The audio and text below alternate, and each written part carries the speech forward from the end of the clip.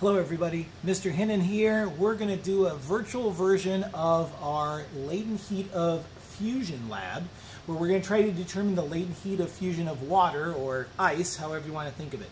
So I have a couple of things I have to set up. I have my temperature probe over here, and it is sitting right above a cup that is a styrofoam cup that's sitting in a beaker, and the temperature probe is going to be dropped in there. But before I do that, I need to get 100 milliliters of warm water. So I'm going to do that and get everything set up. Okay, I'm back. You can see my head over here. So what I have is I have my 100 milliliters of water in here with my temperature probe. I have my data being collected. So over here on the computer, we have the data being collected. It says it's right around 20 degrees Celsius. Now I'm going to drop that temperature probe into the water and have it a little bit above the bottom. What we should see over here is my temperature is rising. So my temperature is rising. We're going to let it go until it kind of levels off. And then what I'm going to do is I have some ice here.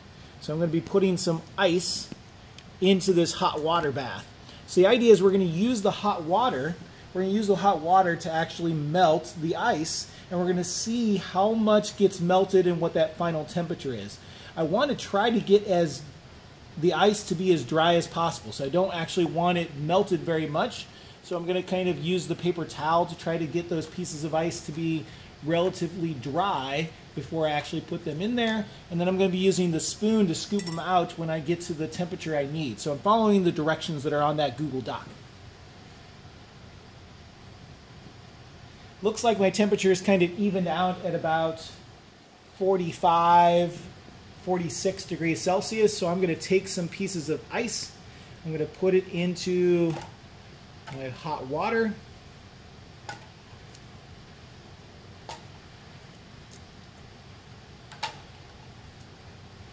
Stir this up a little bit.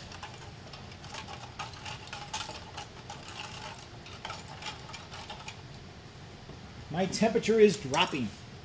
So bring you back over here. You can definitely see that temperature is dropping. When it gets down to about 4 degrees Celsius, I'm going to scoop out that ice. So I'm going to leave it in there. It's continuing to drop. Looks like I need some more ice in there. Drop in some more ice.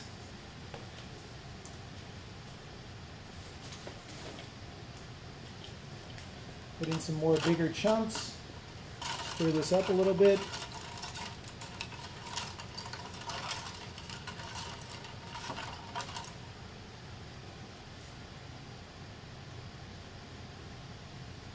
Looks like it's dropping pretty good. We're at about 6 degrees, about 5 degrees. So we're getting down there nice and low. A little bit above 4. What I'm going to try to scoop out is just the ice as best I can.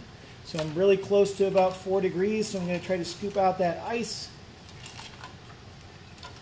It's not the easiest thing to do. Scooping out what I can, get this big chunk in here. Trying to scoop out just ice and not any water. If I grab any water, then I'm actually removing some of that. I just want to remove the ice and not the water itself.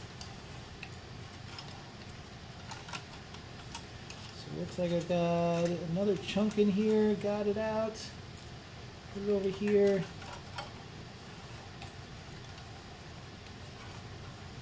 I don't feel any more ice in there.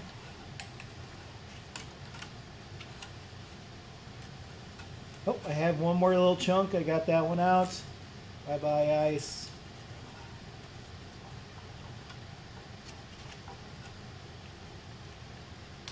So now what we're going to do is we're going to let that settle until it gets down to its lowest temperature. So I'm going to bring you over so you can kind of see the graph again.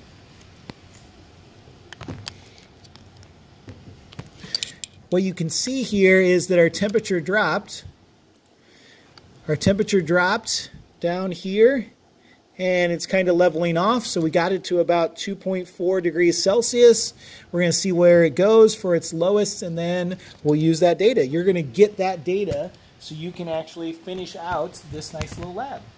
So this is our latent heat of fusion, and I'm going to give you all the data that you will need.